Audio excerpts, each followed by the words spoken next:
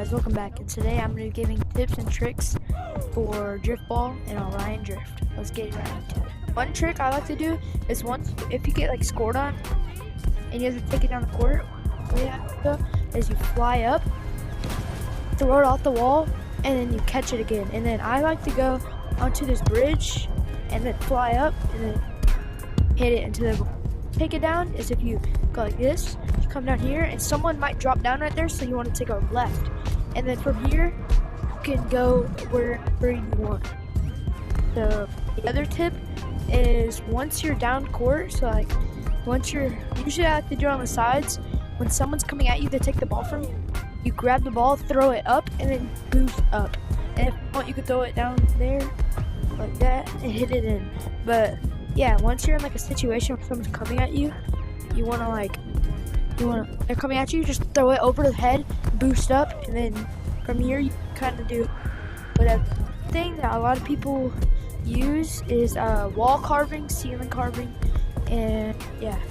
So how to wall carve, it's actually really easier. It looks really easy. So you reach out and you kind of want to do a circle like that, like a circle behind you. So reach your hand in front of you and you want to go like that. So look, so it looks like you kind of stick on almost like that. You almost stick onto the wall. You'll feel it and you'll get the hang of it. It took me maybe 5 minutes to get down, or 10. It's really easy. So just practice that. Start in front of you and just go like a circle behind you. And then the ceiling carve, it's a little harder. So you come right and you want to go like this on the wall, like on the top. So you kind of want to twist and move in real life, like that. So like that. One of the best moves a lot of people do is when you're flying up going into the goal. A lot of people go hit it between their hands and smoke it in, and that's one of the hardest things to block because it's unpredictable. So let me show you. You go hit between your hands and then hit it in. Try to hit it away from the goalie. It's kind of unpredictable because they can't see, they don't know where you're gonna hit it, so they don't know where to block it at. So just practice that, because that's one of the I really recommend. It's so hard to block. The chance of you making it is really high. Another thing that is really hard to block is when you're flying up and you see a platform like this, kind of bounce it back to yourself. That wasn't very good, but also, if you don't want to bounce it back to yourself on a platform, another way that's hard to block is going like this. If you're about to score, just hit it down, hit it back to yourself, and go into the goal. That is really hard to block because it kind of confuses, and they don't know what you're about to do. So hit it down, hit it back, and then put it in. That is one of the hardest things to block. The other thing that people don't use to their advantage is actually your brake. It's you can stop completely, and people don't use that to their advantage. But when you're going up here and you're going sideways like this, a good way is to go like this and just completely stop the ball, and it tricks out someone. So a goalie, it'll trick them out. So and hit it in. So if I go this way, I'm just gonna go.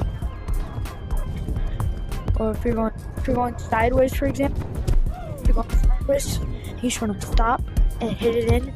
That is one way to juke them out, and it's unpredictable. I like to call this a dunk, but I don't know really what it's called.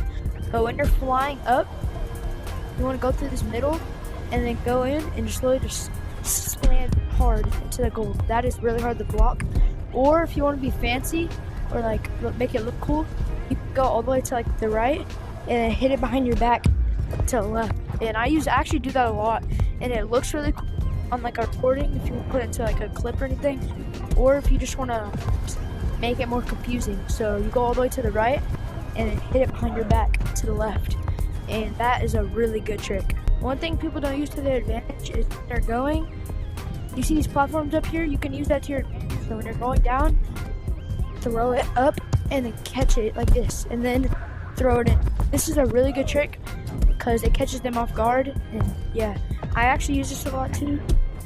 So a lot of these moves are really good. So one thing that a lot of beginners do is instead of taking the ball, like over here, they'll just hit as far as they can away, which isn't good, because then it gives the other team to get the ball again. Instead, dribble or do whatever you want. Just do not let go of that ball. Like, keep the ball in your hand or pass it or do whatever, but do not let the other team. So, unless you have to, unless you're like a goalie or something, do not just smoke it across the map, because that isn't good. It just gives the other team a chance to get the ball back. That you can do too, when you're flying up, you can actually onto this bridge, like try to get onto this bridge, and they'll be like kind of confused. And then from here, you could do that double tap thing. So either you throw it off the wall and come down, just kind of do whatever you want. But that's a good place to be, because it'll take them a while to get up there. Or you can, it's a good way to like find where you can go based off of how much people are there.